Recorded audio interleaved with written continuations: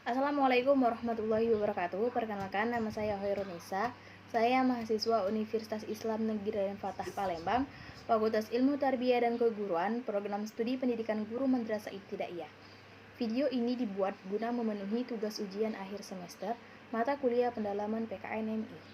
Pada video kali ini, saya akan membahas mengenai ruang lingkup kajian pendidikan kewarganegaraan, yang mana pokok pembahasannya yang pertama, hakikat kewarganegaraan, yang kedua, karakteristik pendidikan kewarganegaraan, yang ketiga, tujuan pendidikan kewarganegaraan, yang keempat, ruang lingkup pendidikan kewarganegaraan. Yang pertama, hakikat pendidikan kewarganegaraan.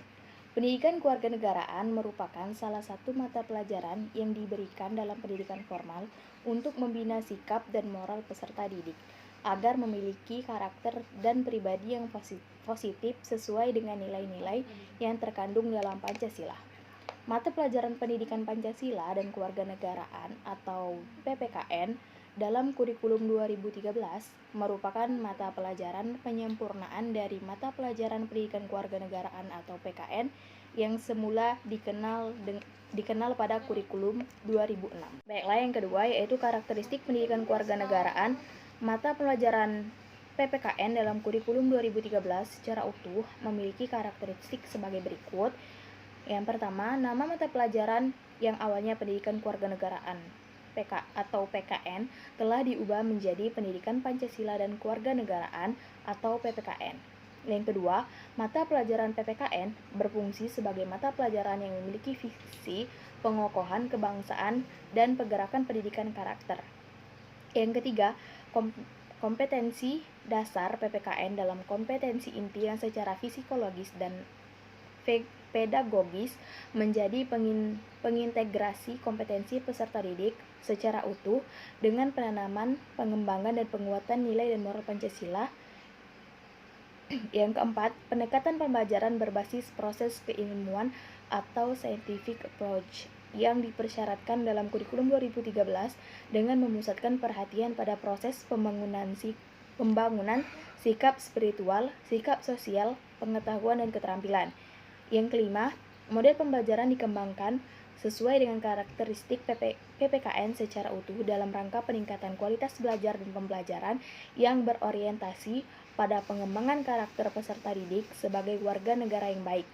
Yang keenam, model penilaian proses pembelajaran dan hasil belajar PPKN menggunakan penilaian autentik, di mana penilaian autentik ini cenderung fokus pada tugas-tugas kompleks atau kontekstual yang memungkinkan peserta didik untuk menunjukkan kompetensi mereka. Berikutnya yang ketiga, tujuan pendidikan kewarganegaraan.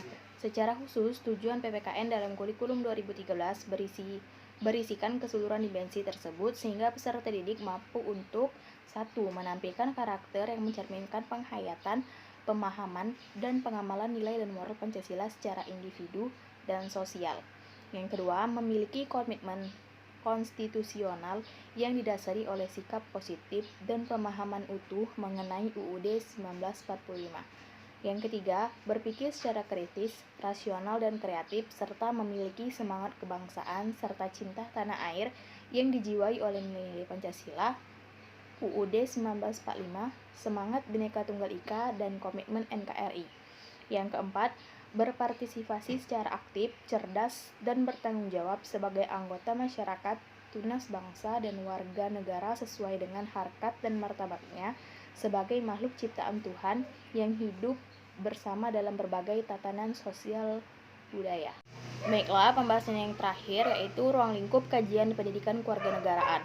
Dengan perubahan mata pelajaran pendidikan kewarganegaraan atau PKN menjadi pendidikan Pancasila dan kewarganegaraan atau PPKN, maka ruang lingkup PPKN dalam kurikulum 2013 meliputi yang pertama, Pancasila sebagai dasar negara, ideologi dan pandangan hidup bangsa. Yang kedua, UUD 1945 sebagai dasar hukum dasar tertulis yang menjadi landasan konstitusional kehidupan bermasyarakat, berbangsa, dan bernegara. Yang ketiga, Negara Kesatuan Republik Indonesia.